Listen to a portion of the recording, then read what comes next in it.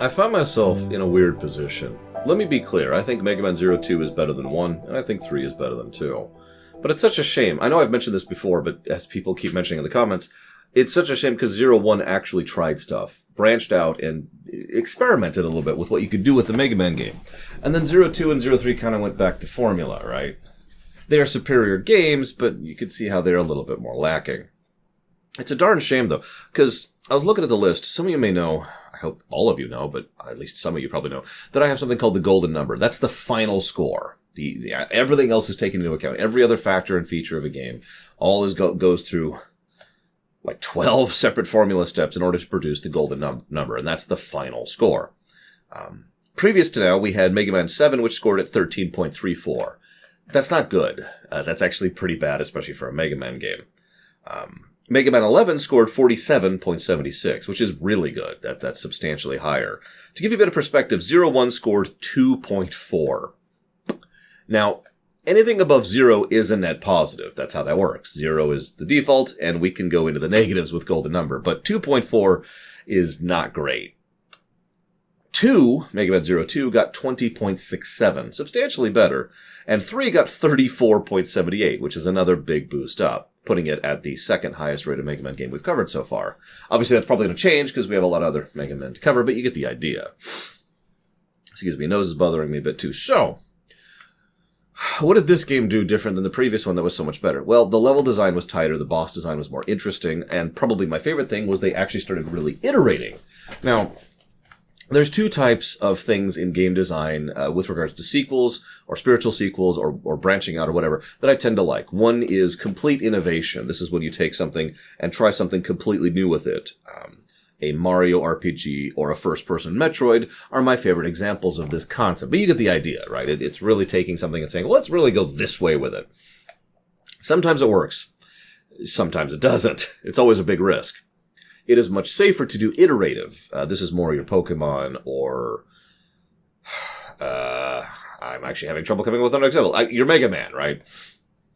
Same basic formula, but we've iterated in small ways to improve upon the overall structure. So we still have the Cyber Elves, and they still penalize you, and we still get EX weapon skills from bosses for doing certainly well. But now we have Satellite Elves, which don't count against your score, but more to the point, just kind of hover around you, and you got 2 slots for that, and they just do stuff. And there's quite a few elves that can be upgraded into Satellite Elves and give you their benefits, or in a lot of cases, you can turn a satellite elf into a regular elf and consume it in order to get its benefit permanently. Or, if you don't want to do that, you can turn a permanent elf into a satellite elf and just let it rotate you, which gives a lot of options into the player for how they want to deal with that, and of course, whether or not it's going to affect their ranking, because satellite elves do not affect ranking, as I just mentioned. That's a cool system. That's a good iteration. We've also got the armor pieces. This is essentially the X thing, but they do some good stuff with it. The different armor pieces actually do change how you play, being able to jump on water or being able to dash while you're dashing. You're invincible, being able to not take knockback with regards to armor piece, auto charge, which is one of the greatest inventions any Mega Man game has ever had. All that stuff is some good stuff, adds good kit, adds good choices, and it makes the game far more enjoyable to play. This is on top of the improved, I already said this, sorry. I'm a little tired. I'm running on like 6 hours, and I got a doctor's appointment to go to in just a bit here. But anyways, the idea of actually trying to make the level design function in service of you figuring out what to do and how to do it. And they started really pushing the gimmicks of the levels too, which is good. Actually making it so that the levels are more than just, here's some platforms and some enemies. Well, here we've got the forest we can burn down, or here we've got the snow, which we're trying to go through. There's this water stage where there's this person soaring ahead of you and he's trying to destroy these bombs. But if you hit the switch before he destroys them with the bombs, then you can lower the water level. Speaking of water level, there's the library thing where the water's slowly going up and down, and there's these electric wires towards the top. So as it goes up, it hits the wire and electrifies the water. So it's temporarily safe and temporarily not. There's just some cool ideas and concepts, and they really branch out with it and do some great stuff. This game also has, so far, my favorite boss fight in the series. Now, I say that does not count 04, ZX, or ZX1, because I haven't reviewed those yet. But of the 3 games we've played so far, this is my favorite boss, and that is, of course, the Omega fight, which is an awesome fight. And it's great not just because it's very fun, which it is, and it's great not just because it's a good mirror fight, because you're fighting essentially a version of yourself, which has all the power-ups, but it's great because it serves a narrative purpose, too. I have the least to say about the gameplay of this game, even though it rated very highly on the gameplay, because most of it is just previous games, but better, like I said, iterative. This game does try to move forward narratively, but also kind of doesn't... It leans a little bit too heavy on characters that don't have the kind of quality of dialogue they need to really carry them. But let's get back into that for a minute. So I mentioned the narrative focus of the Omega fight. Obviously, the main theme of this game is identity. Who you are, what makes you you. Something that many, many, many works of fiction have done since frickin' forever. Probably one of the more famous recent examples of this is Cyberpunk, no spoilers. So who is Zero and why is Zero and what counts as the original true Zero? Now, I happen to admit, this is funny to me because as I discovered during Cyberpunk, there are people who disagree with me on this, which I don't mean that as a dig. I mean it as it never occurred to me that someone might disagree that there is water in this bottle. But that's the nature of human discussion and philosophy, is that some people might actually disagree that that counts as water and it counts as being in the bottle, right? It is water, but for reference. I'm not saying like people are accusing it of being, I don't know, liquid or... I can't think of anything. God, I can't think of anything. Isopropyl. There you go. Or whatever. But no, my point is, to me, the original you is copied and put over here. Who's the real you? Well, the answer is obvious. It's that one. Because that's the original you. The fork, the clone, which keeps going in the original body, is not you. That's some other thing, which now has a new identity, which is attached to it. This is related to death of personality and other concepts like this, which are brought up in several works, not the least of which being Babylon 5, my personal favorite example of that. But I'm getting a little bit in the weeds. The point is, as you're fighting Omega, what's made very clear is how pathetic Dr. Vile is. Now, we've briefly mentioned him. We're going to talk about him in more detail here. Dr. Vile arguably never made an original thing in his life. He remixes other things. He takes the cyber elf idea, which was based off of and built by both Zero and X, and turns it into this other thing, which eventually becomes the Dark Elf, aka the Mother Elf reprogrammed in order to cause mass destruction on a horrific level and scale. Okay. Then he finds the original body of Zero, which Zero left as a part of the aforementioned elf creation thing I just referenced, and says, oh, I can turn this, and he makes this giant battle armor for it, which is the Omega suit we see and most commonly identify with Omega. Now, what I find truly hilarious about this, and this just helps to emphasize how not Dr. Wily Dr. Vile is, he manages to make this giant mecha suit, and it caused a lot of damage, let's be clear. But it caused a lot of damage to a world that was already reeling from the Cyber Elf attack, right? So how much credit he gets for that is debatable. But we fight that first battle, and it's a joke. Then we fight that second battle, and it's this giant mega ultra death thing, and it's a joke. You could see how it would cause a lot of mass devastation across, to fighting an army or whatever, but Zero just and it's gone. Then the armor cracks, and the original body of Zero, Omega, is released. The one that Wily built. That is a tough fight. So the greatest accomplishment Dr. Vile manages is to make an armored suit, a mecha suit, that makes the original body inside worse. Something about that truly amuses me. I said we'd talk about Dr. Vile in general. Let's actually rewind a second here, because first I want to talk about Copy X, or Copy X2 is, I believe, the official term. I've always liked to think of him as Copy X, because it just sounds cooler. This is another thing that's Dr. Vile's thing. He doesn't actually know how to make something like Copy X. He doesn't have that skill. He doesn't have that talent. So he makes Copy X, who is noticeably worse. His brain doesn't work right. His mentality doesn't work right. He literally can't speak properly. And, of course, he is weaker in battle than the previous. And when he tries to transform, he explodes. Now, the game says multiple times, Dr. Vile left sabotage. I like to think that he couldn't. That he was incapable of replicating the armament mode, or whatever it's called. And therefore, rather than bothering, just decided to put a bomb there instead. It's not literally a bomb. What it is he would overload the energy. So like the power core just starts ramping up without limits, which is eventually going to lead to an explosion. That's how that works. You ever see a rampant CPU melt? Because that's kind of what you're thinking here. So he isn't even capable of doing that. But Copy X, we see a lot of just how much his mind isn't even, how it's even worse than Copy X's was. Because Copy X, for all of his things, always adhered to the rule that humans are superior, the end. and everyone was a second-class citizen. Now, we already talked about that in length, but it comes up again here because that mentality and attitude is repeated several times from different perspectives throughout the course of this exact work.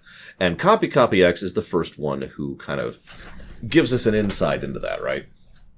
Because he is okay with killing Seal, a human. Now, this is the first game to make it very clear that Seal's a human, because visually it's hard to tell the difference at a glance. But the idea that Copy X is okay with killing Seal says all it needs to about how much he is not Copy X. Now, even Copy X is broken for various reasons. I heard a cool theory in the comments about, that disagreed with me about why Copy X and the things were different from X, the Berserker mentality, etc. But the fact is, no matter how you think of it, Copy X was at least a substantially closer thing to X than this thing is. And he dies pathetically and hating it. In fact, he dies yelling about how much he doesn't like how everyone constantly looks down upon him. Yep. And then poor Seal. This is funny to think about. We'll talk about this a bit more in the future, maybe. I know we will on stream. But Seal is competent, capable, and intelligent. You wouldn't know it from these games, but that makes sense. Remember, one of the things that the Resistance has going against them is that they're pathetic. Not as a judgment. It's just they have no experience and no skill with what they're doing. They're fleeing because what other choice do they have? Then they stumble onto Zero, and Zero just kind of takes charge, not even intentionally. He just like, I'll do this mission. And he ends up being their secret weapon and helps the Resistance to survive and exist. It could be argued that without Zero, Seal might have been able to manage something. That is a debatable thing. But it's worth noting Seal was in no real danger in the original game. She was a human. And Copy X would never kill a human. So those bots that were killing her Reploid escorts would not have killed her. Now what would have happened to her, who knows.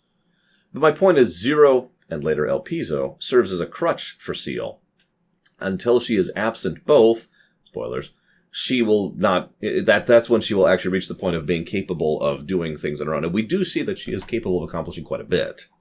But that's not me throwing shade again. Remember, she's a human, and we learn exactly what the humans are like in this game specifically. Lazy, slovenly, living in absolute luxury with all of the comfort and all of the food that they could ever possibly desire.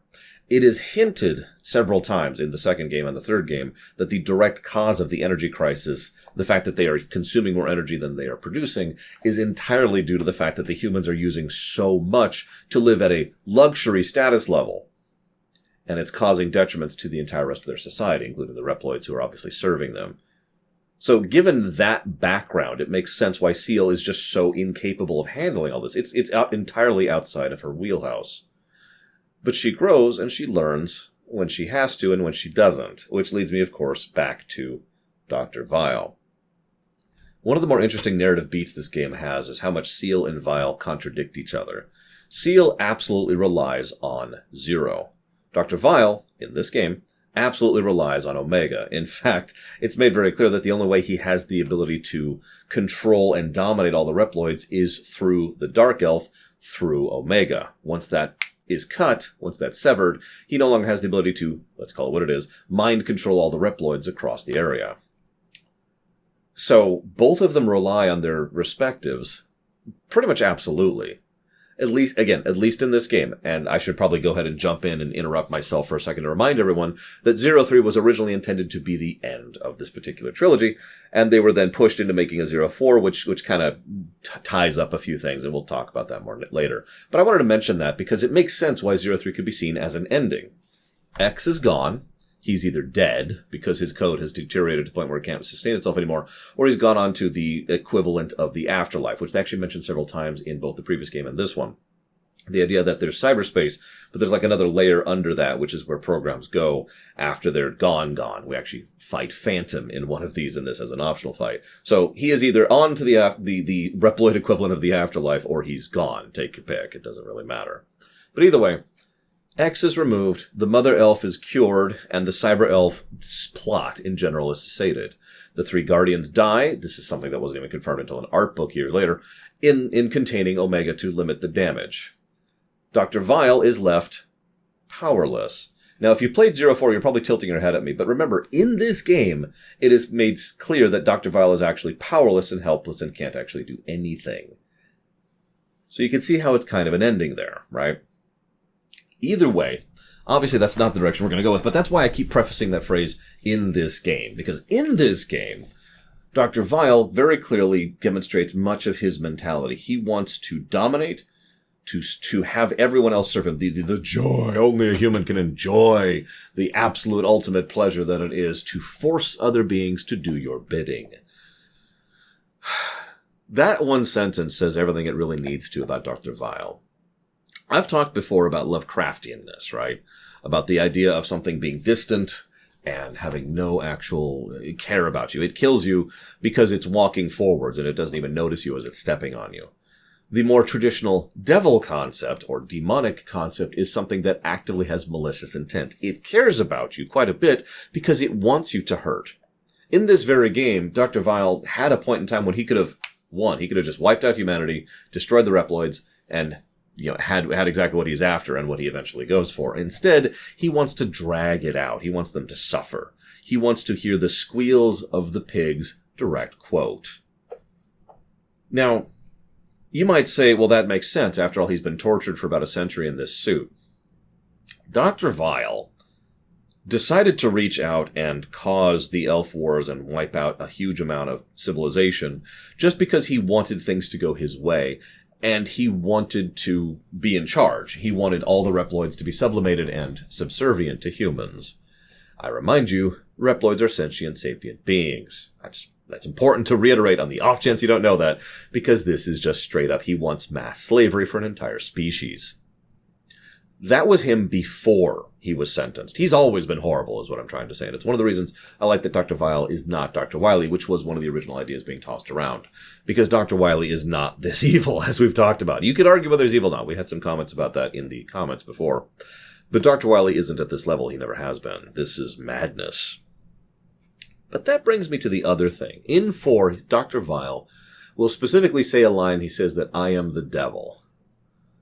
I started thinking about that, and this isn't actually subtle if you think about it, but really process this, because we've got a character who, by virtue of the two angelic beings who are in charge, come up with a solution to restore paradise and fix the world and claim everything, but he doesn't get his particular slice of it, and he doesn't get to be in charge. So he decides to pervert that, which they are using in order to create this paradise, in order to cause untold devastation and suffering. When confronted on this matter, he actually doubles down and decides to go ahead and craft the body for Omega, for the original Zero, aka the Omega armor we talked about earlier. He does that, continues a war, slaughters tons more people and huge amounts of suffering and death and destruction, which leads to some of the devastation we see in the modern Zero games. I remind you, this is relatively recently on the tail end of Mega Man X5, aka the game in which a giant space station was slammed into the planet at full tilt, which is effectively one of the biggest reasons why the planet is in a post-apocalyptic state right now. So that's effectively 2 apocalypses back to back like that. Cute. Then, once confronted, the leadership in charge decided, rather than kill him, because they're morons, they decided to go ahead and ensure that he would be forced to forever suffer in the devastation that he has created by his rebellion. If you've ever read Paradise Lost, this should sound familiar. The game is very clearly making it seem like Vile himself is, at least narratively and thematically, Lucifer. The devil, like he himself says later. Now, again, I don't think they literally mean that. It's just a figurative thing, but you get the idea. The concept of the fallen angel is very much what they're going with here. I'm not sure how much I agree with that, to be completely honest, but, you get the general vibes and perspective. What I find most interesting is that Dr. Vile, despite his tremendous screen time and how much he is involved in everything, not only doesn't even show up until the 3rd game. Yes, I know he had a post-credits thing in 2, but whatever. He doesn't even show up until the 3rd game, but because of that writing issue I mentioned earlier, said we'd get back to it, he's not as well characterized as he should be. He is a Type 4 villain. He is a very straight Type 4 villain. Just straight up, unabashedly, horrifically evil. But he doesn't quite have the charisma that is required to make that kind of a character interesting. Instead, he comes across as a bit Captain Planet-y, And I think that's one of the biggest detriments these games have as a whole. There's certainly some narrative here, and there's certainly lots of concepts and ideas to talk about. For example, one of the things hinted at in this very game is the fact that the way the Maverick Wars were ended, I've talked about this before, how the elves were used to wipe out the Maverick virus, was that they would find the people infected with the Maverick virus, remove the virus entirely, and reset the Reploid in question to default state, aka factory standard. Now, if you don't understand, that is a whole discussion. We could do an entire game, an entire movie, show, book, whatever, just about that concept, because that is death of identity, or death of personality, if you prefer. Resetting you back to the default and completely wiping away the board. Now, I personally think that that is the equivalent of killing that person, because that person is in every way massively, unabashedly dead. And what comes out after that is another person who may or may not turn into being a similar person, but it's a new person entirely. And again, Babylon 5 kind of addresses this. How much this impacts, how much this is true, how much of this is nurture versus nature. This is all stuff we could debate that the game doesn't even bring up. And frankly, this might even be a translation issue because they might not have even intended this to begin with. Who knows? It is still interesting to think about these concepts when it comes to the franchise, and I have very much enjoyed this one, but we do have one more Zero game, which we'll be starting tomorrow, 9 a.m. Eastern Standard Time as usual. I do hope that you have enjoyed my thoughts. I look forward to the comments, and I'll see you next time.